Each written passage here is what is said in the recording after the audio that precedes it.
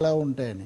So operation Kubera అంటే కుబేరాలో లాగే అది ఏమనాలి, ఓల్డ్ మాంక్ అని చెప్పు, డబ్బులు ఇస్తాడని చెప్తాడు దాంట్లో. ఓల్డ్ మాంక్ అంటే డబ్బులు ఇచ్చేస్తాడనమాట. అది మొత్తం నోట్లో ఎక్కడ చూసినా.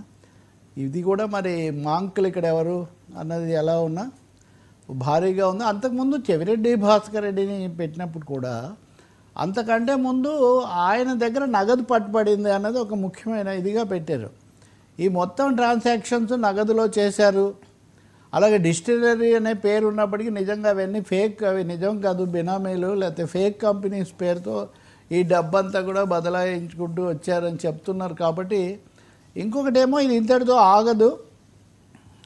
ఈ వీళ్ళు ఇచ్చే వివరాలు వీటి ప్రకారం ఇంతకుముందు కూడా ఒక హాస్పిటల్స్లో కూడా హఠాత్తుగా ఈడీ దాడి చేయడం, కొంత డబ్బు పట్టుకోవడం అది జరిగింది, మీకు గుర్తూనే ఉంటుంది. సో ఇవన్నీ కూడా ఒక పెద్ద చైన్ రియాక్షన్ లాగా, ఇది చైన్ యాక్షన్ లాగా జరుగుతూ వచ్చింది. ఇది హైదరాబాద్లో ఇంకా చాలా చోట్ల ఇటువంటివి బయటపడే అవకాశం ఉంది. ఆంధ్రప్రదేశ్కి కూడా వెళ్తారు.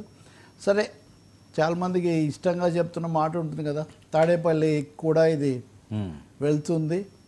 నిజానికి జగన్ నిన్న గవర్నర్ను కలిసినప్పుడు కూడా ఇటువంటి జరిగే ఒక పాజిబిలిటీ ఉందన్న అభిప్రాయం కూడా, అప్పటికే అనుమానాలు కూడా ఉన్న నేపథ్యంలో కలిశారు. ఇవన్నీ చెప్తున్నారు.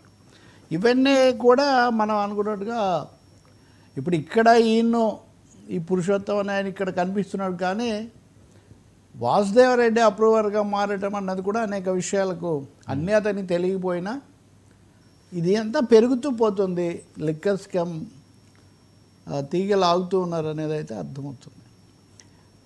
ఒక్కసారిగా హైదరాబాద్ లేకపోతే తెలంగాణ రాజకీయాల్లో కూడా ఇది ఒక కుదుపులాగే వచ్చింది. ఇప్పుడు మీరు చూస్తే కవితను ఈ కేసులోనే అరెస్ట్ చేశారు.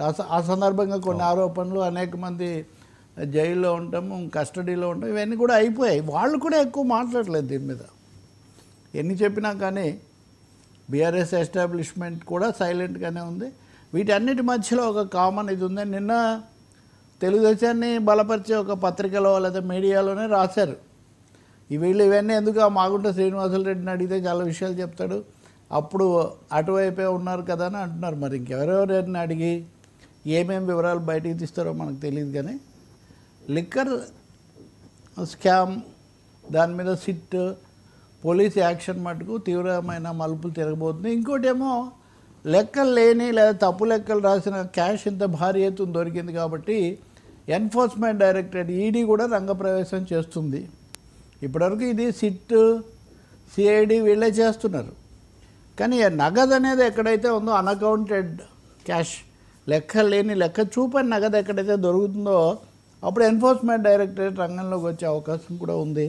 కాబట్టి ఈడీ ప్రవేశానికి కూడా ఇది దారి చూపుతుంది, దారి తీస్తుంది అన్న అభిప్రాయం ఉంది. ఇంకా కొత్తగా ఏ పేర్లు వస్తాయి, పైగా ఈ బినామీ లింకులు ఎవరెవరికి ఉన్నాయి. ఇప్పుడు ఫామ్ హౌస్ ఆయన ఒక పేరుతో ఉంది, అక్కడ వేరే వాళ్ళ పేర్లు, ఈ డబ్బు ఎక్కడెక్కడికి పోయింది. రెండోది, ఈ డబ్బు పెట్టి వీళ్ళు సినిమా రంగంలో, ఐటీలో, రియల్ ఎస్టేట్లో చాలా కంపెనీలు ఫ్లోట్ చేశారు, అక్కడ కొన్ని వ్యాపారాలు చేశారు, కొన్ని ఆ పేరుతో లెక్కలు రాశారని కూడా చెప్తున్నారు. కాబట్టి అవన్నీ కూడా దాన్ని కదిలించే అవకాశం చాలా ఎక్కువగా ఉంది. దానికి ఇది ఒక అక్షరాల్లాగా కోట్లలో సాక్ష్యం దొరికినట్టు